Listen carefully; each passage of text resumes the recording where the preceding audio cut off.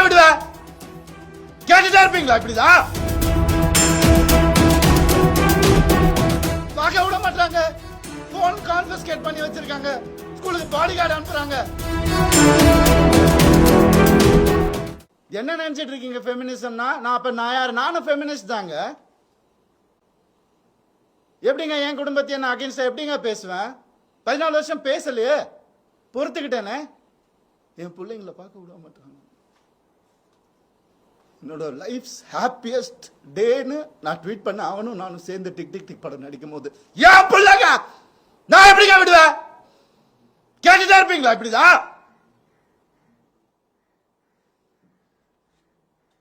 $50 லட்சம் தெரியுமா? 2 பேர் ஸ்கூல் ஃபீஸ். எத்தனை வருஷம் நான் அதை கட்டி பார்த்துட்டு இருக்கேன். அவங்களுக்கு நல்ல லைஃப் கிடைக்கணும் கிடைக்கணும்னு.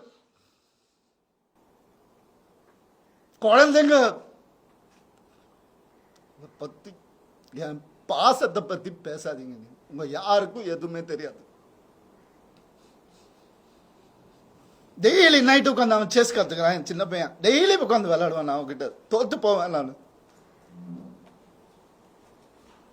என்ன சொல்றீங்களா? குழந்தைங்க மேல அன்பு இல்லைன்னு பார்க்க விட மாட்டாங்க. போன் கான்ஃபிஸ்கேட் பண்ணி வச்சிருக்காங்க. ஸ்கூலுக்கு பாடி கார்டு அனுப்புறாங்க. என் பசங்க பார்க்கணும் இந்த வீடியோவை. தெரிச்சு தானே ஓடி வந்தேன் நான். அந்த லைஃப் பிடிக்கலன்னு இத்தனை நாள் இருந்தால அப்பெல்லாம் தெரியலையா? நான் அப்பெல்லாம் பார்த்துக்கல. எவ்வளவு கோடியில வீடு என்ன கேளுங்க போய் வெளியில. ஈஸியாரே சொல்லும். யாருக்காக? எல்லாம் அவங்களுக்காக தான் நான் பண்ண. இருக்கும் போது பார்த்துக்க முடியல. நான் இல்லாதப்ப மூடிட்டு இருக்கணும். மூடிட்டு இருக்கணும். ஒரு குழுவை அமைச்சு இவங்களை இப்படி காசு கொடுத்து இவங்கள அப்படி எனக்கு தெரியாத அதெல்லாம் பண்றதுக்கு பிறந்து வளர்ந்தவன் சொல்லி கொடுத்ததே நான் தான். ஏன் தெரியுமா? நான் திரும்பி வந்தேன் 6 மாசம் நான் காணாம போயிருந்தேன். வேணாங்க, வேணாம், தேங்க்யூ. இது ஃபெமினிசம். என்கிட்ட கேட்குறாங்க எப்படி அவன் வரான் பார்த்துடலாம் ஷூட்டிங்க்கு. ப்ரொடியூசர் ஆகினதே நான். என்கிட்ட கேட்குறாங்க யாராவது பார்த்துருக்கீங்களா குடும்பமா? ஒரு எக்ஸ் குடும்பம் வந்து இன்டர்வியூவில் வர்றது யாராவது பார்த்துருக்கீங்களா? எனக்கே தெரியாது. சர்ப்ரைஸ் தான். வந்து ஏன் மாப்பிள்ள, ஏன் இது, ஏன் அது, எதுக்கு? நான் பாட்டுக்கு தானே இருந்தேன். அப்படியே போயிருக்கலாமே. எதுக்கு சுரண்டி சுரண்டி சுரண்டி ரத்தம் வர்ற அளவுக்கு உயிர் போற அளவுக்கு சுரண்டுனா என்னங்க பண்றது ஒரு மனுஷன்? எனக்கு இப்படிலாம் பேச தெரியாதா?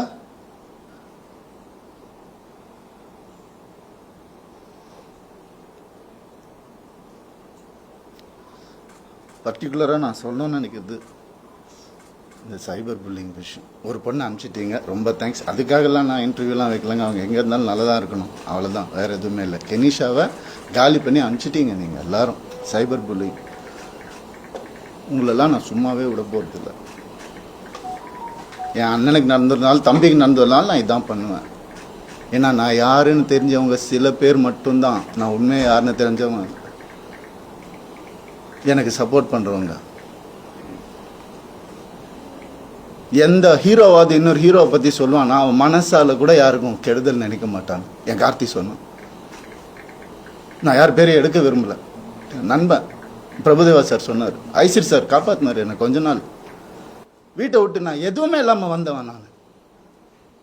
இப்போ நான் வாடகை வீட்டில் இருக்கிறேன். அவங்க எல்லாம் நல்லா இருக்காங்க. நான் கோடிக்கணக்கான கட்டின வீட்டில் நல்லா தான் இருக்கு. எனக்கு தெரியாதா வெளியே போன்னு சொல்லி எவ்வளோ நேரம் ஆகும் எனக்கு? என்னங்க இதெல்லாம்? ஒரு மனுஷனை நிம்மதியை வேலை செய்ய விடாட்டி எப்படிங்க?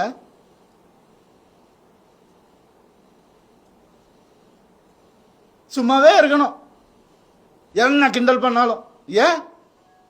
ஏன்னா நான் செலிபிரிட்டி இமேஜ் தேவையில்லை.